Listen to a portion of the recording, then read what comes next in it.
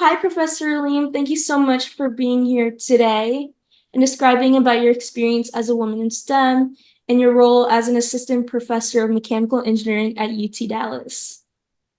Yeah, hi. Thank you for inviting me to this interview. Of course. So the first question as part of this interview is, would you like to tell a little bit about yourself, please? Hi, I'm Juyoung, and I'm an assistant professor of mechanical engineering at the University of Texas at Dallas. And my research field is in nanomaterials and nanoengineering. And I joined UT Dallas last fall, so I'm wrapping up my first year here, so I'm relatively fresh, probably. So hope this interview will help other like students to think about their career and think about their future study and career plan. Definitely.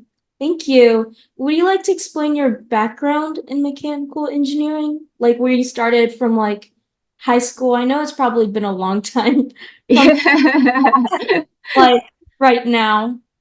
I was born and raised in Korea, and I moved to the US for my PhD program. So I did my bachelor's and master's in Korea.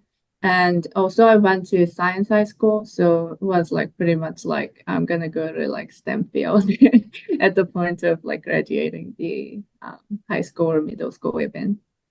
And I got all the degrees in mechanical engineering.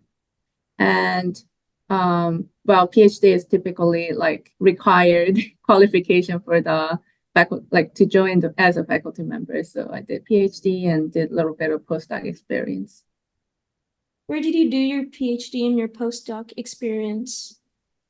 For PhD, I studied in the University of Illinois at Urbana-Champaign. So it's kind of middle of cornfield, which means it's good place to focus and study from your advisor's point of view.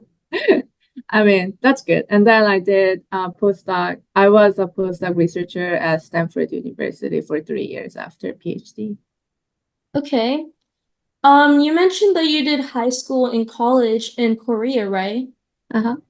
How different is like school in Korea than like the United States? Like what do Well, it's kind of hard to answer because I don't have much experience as a college student and high school student in the US, but I like based on what I saw as a grad student or faculty member here, um, the college looks pretty similar. I think all the systems are pretty similar. But the high school, I think it seems like American high schools have a little bit more flexibility for students. So in Korea, we usually sit in the classroom and different teachers would come in and out over the course of the day. So we had like more structured curriculum than here, I feel. When you were in high school, you mentioned that you went to like a science-based high school. So did you feel like you were kind of obliged to do something in like math or science, or was it like something that you wanted to do? I mean, first of all, I wanted to go into that school because it's specialized for the science and math.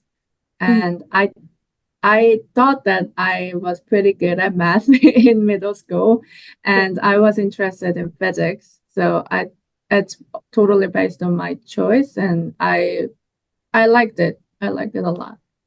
Okay. So when you went to college, why did you want to pursue mechanical engineering in particular? As I mentioned, I like physics. I was relatively good at math in middle school, but I realized that like pure math might not be my thing. So I was looking at something related to physics and chemistry. And at that point, I was not planning to go to grad school. So I was thinking maybe engineering has a little bit more job options than pure science. So I was mainly looking for mechanical engineering and chemical engineering and industrial design. And I took basic classes, like basic courses from each department, and I felt like people I met in the class in the mechanical engineering department. I feel comfortable with them a little more, and then I kind of like their vibe. So, and also the study wise, I was thinking it's pretty good fit for me because I like the mechanics in general. And I like moving things, and I like the fact that the mechanical engineering deals with the really big thing and the really small thing at the same time. So Hmm. it was very interesting. So when you were in college majoring in mechanical engineering, did you like partake in any like research projects? Well, it might be a little bit funny because I did twice. So one was in my senior year because it was mandatory for my undergrad to graduate. And then the other one was summer research. And both of them was interesting. I mean, it was really good experience because I would not really experience any research if I didn't participate. But the summer research was in the aerospace engineering, and the senior research was in my department. And I try to work hard, but I mean I felt that like I'm not super really helpful, but it's more for like my experience. So I was very grateful that like graduate TA helped me out and then let me get into the lab and do some experiment with them. Okay. What type of research did you conduct during those? Oh, so in the aerospace engineering, we try to make a flapping aero vehicle like insect. So it's like insect inspired flappers. Okay. Um, okay, we couldn't really make it, but we studied aerodynamics of cicada in a smoke room, like smoke like box. So it flaps, and then we saw the vortices and everything it makes behind its wing. And for the senior research, I did microfluidics. So in a microfluidics channel, I made a oil droplet in the water and water droplet in the oil. So something like those, a little bit of fluids. Because I like fluid dynamics and thermodynamics as undergrad students. So I was like, maybe those are related to what I liked. So you did so for that project you it looks like you did a lot of like oil drop experiments. Yeah, I did some, yeah. I'm getting like a Millikan oil drop kind of vibe for that. Well, that's too high level. So it's more like just small microfluidic channel and I make a droplet inside. And then by controlling the flow rate and the density and the size of the orifice, you can control the frequency and the size of the droplet. So those like very small part of a PhD student's project. So what would you say is your favorite part about mechanical engineering? Well, I like it because it's diverse. So you will find something you like in the discipline. Uh-huh. So, and also usually we have a pretty big department, so you can meet many different kind of people and different kind of faculty members who are doing fairly different things. Okay. How did your mechanical engineering experience go into what you're doing at UTD right now? Well, I mean, can you specify the question a little bit more about like mechanical engineering experience? Because I was never outside of mechanical engineering department, so Okay. I don't know what kind of part you are curious about. So like your research experiences like in your bachelor, master's, and like your PhD and postdoc, how did those experiences bring you into what you're doing now at UTD? Well, I mean, as a faculty member, my responsibility includes undergraduate and graduate education and mentoring students and conducting research. So those are the things I've been doing. So I got education all in mechanical engineering, so that gave me a pretty good idea what students like what I should teach in the classroom and what I should think about when I'm giving them a task or giving them a homework or project. And Mhm. for the research, oh yeah, it's just continuous research journey from like masters to here and then the future probably. So you mentioned in like the beginning that you conduct research in like nanomaterials and Mhm. engineering. Could you describe a little bit more about that field in particular? So nanomaterials are like relatively new to mechanical engineering. So conventionally, mechanical engineers were interested in like turbine, HVAC systems, Okay. or engines, or making bridges or something like that. So it started with like really like big and practical applications, but nanomaterials are nanoscale materials. So that is interesting because when you break things into nanoscale, its material properties are very different from its bulk, same material but in bulk. So there is a size effect. So that's the most interesting part I thought when I started. So like the gold is shiny and like gold and like really nicely shiny and yellow, but when you break it into smaller pieces, it start losing the shininess and then it start became different color, like red, brown, or something like that. So Yeah. those kind of size effect is very interesting. And then what I do is I try to control those properties by changing the shape, by changing the components of the material, and by introducing mechanical strain, and then I try to adjust the material properties in terms of optical properties, electrical properties, or mechanical properties if it's possible. Okay. That sounds cool. Have you ever presented your research to anyone? Yeah, I mean, well, it's part of my life. So I do presentation constantly. So in the conferences or sometimes in the department. Okay. And as a professor, I also assume that you teach classes too. So what type of Mhm. classes do you teach? In last two semesters, which is the entire my faculty career, I taught undergraduate level solid mechanics. So it discusses how the external force deform elastic materials.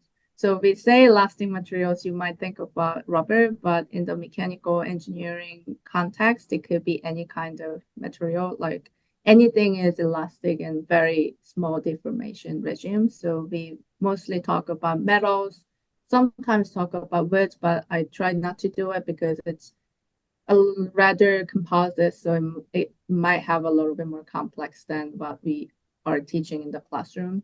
And then some ceramics, those things. And then in the future, I'm going to teach graduate level solid mechanics, which is a little bit more algebra intense, Mhm. but looking at kind of similar things, but it's a little bit more vigorous. Okay, so this class seems more like a physics and chemistry based class. Are there like any like hands-on activities So in for the my class? lecture, it's more like focus on lecture, and there is a course that is counterpart of my course that is entirely in the lab. So students learn theories in my lab, in my lecture, and then the idea is they can use that theory in the lab to do some several experiments and then discuss what they saw and how they work with the theory they learned. Gotcha. So why did you choose to attend the schools you attended? So like all over, like starting from like your bachelor's to like right now at UTD. Well, well, it's the kind of same thing for many students, right? Like they have some favorite schools and they apply and then they get admissions and then if you're lucky, you get to choose like which school you want to go among the admissions you get. So, um, like they are like I select them and they select them, and then I just compare these and then get the best one. Uh-huh. As one in terms of like how it works for me and like how far it is from my home and how the advisors look like and like advisor style and research field as well. So you liked all of those when you went to Urbana-Champaign. Yeah, it was good. It was pretty peaceful town and affordable, which is important for students. And we had a lot of fun with like friends. So that was also good. I got to make a lot of friends, and I was also part of the grad student association. So many people know me and I don't know everyone because I did a lot of events, event organizations. Okay. So as a mechanical engineer, how would you describe your work style? Like, are you like remote, in person, or like a mix of both? Mm. I am mostly in person because I have a research lab. That means we have to come to lab to get any data. And then for now, it's my first, second year, right? So I have to train my grad students so that they can start like lab work in the laboratory. And then first year grad student usually doesn't have a lot of experience in the lab. That means I have to teach them how to do it, which is fine. And so for now, I'm mostly doing in person. So, but some computational researchers would do a lot of remote. I saw many people not even coming to the work because they can work anywhere. Are you planning on going remote anytime soon, like No, career? no, I like to be on site. You mentioned that you also have a lab too. Could you describe more about your lab? Oh, my lab is still under construction, unfortunately. My lab, I'm planning to grow some nanomaterials using furnace. So it's a high temperature, low pressure system. You can control the environment pretty well for the growing nanomaterials. So my my thing in nanomaterials is 2D materials like graphene, MOS2, or if possible, MSC2 or something like that. So we are growing a layer of atomic layer of nanomaterials. So hopefully Mhm. that furnace will work. And then we have the characterization tool, which is Raman spectroscopy. So that's also like the most frequently used characterization tool for 2D materials people. Okay. And there will be a few other small things. Okay. So, did the places where you study affect your progress in your STEM career? Like when you moved from Korea to the United States, do you think that affected? Yeah, I mean, I wanted to come to US because nanoscience and engineering started from US. I don't know, maybe Europeans might have a different idea, but I thought that it would expand or broaden my like perspective Mm. and will let me interact with variety of different kinds of people. So it worked out pretty well. Yeah. Okay. And being a woman in STEM, did you like find any prejudice in where you worked or like attended school? Mm, it's kind of difficult to answer. I um can't really think of really big stuff for now. Probably I'm very fortunate that I didn't really like have really big events related to that. Maybe there are some small things, but it didn't hurt me that much. So I guess I just like probably experienced a little bit and forgot about it. And then I bet, but still I heard about some like nasty stories related to like gender um prejudice from my friends. But so I think it's still there, but if you're fortunate, you experience a little less. If you are lucky, you might experience a little more. Okay. So how does STEM affect your career and personal life? Personal life. So as a faculty member, your career is your personal life. So I'm joking, but like it's kind of difficult. You can't really like cut, like it's not like an office worker. So you are kind of thinking about your research program all the time. So personal life, well, I was actually never outside of the STEM field. So it's kind of difficult for me to imagine how it would have gone. Um, so I don't know. What can I say? Uh, So it looks like it's like in your everyday life since you're like thinking about like your research all the time. So, yeah. Mm, do you ever have like a work and life balance? Like, um, yeah, I mean, I don't really think that much about work and life balance. I know like a lot of people are talking about it, but um, I don't try to like separate it too much because it doesn't like make sense a lot for me. But what I try to do is I try to understand myself better so that I can treat myself better when I'm stressed or exhausted. okay. Um, or like when I'm happy or energetic. So I try to be like more effective in many ways. Mhm. And also I try to work out a little bit, and then I try to do something outside of actually like working and sitting on the like this desk that will help me to get going. Okay. um yeah, so I think it's like and also I try to eat healthy, so I usually cook almost every meal, so that's also a good thing for me. Hmm. So basically just try to treat myself. Maybe work and um life balance maybe come in a little bit harder when you have kids or something. But I don't have kids for now, so I guess it's like just taking care of myself. So it does look like you get burned out a lot as like a professor with like Mhm. research. Yeah, I mean it's just sometimes if I burn out and that happens and that's fine, then I take some break and try to take care of myself a little better. So outside of STEM, do you have like any like hobbies that you like enjoy? I paint sometimes. Well, that's I paint and then I also play some video games. It might sound a little funny, but I do. And no, it's fun. um, and I like to read books. And before I moved to Texas, I go out and go for hiking or camping quite frequently, but here, unfortunately, not a lot of hills around. So many people told me that I can just drive to Colorado, and to me, it sounds a little absurd. So we'll see if I go sometime soon.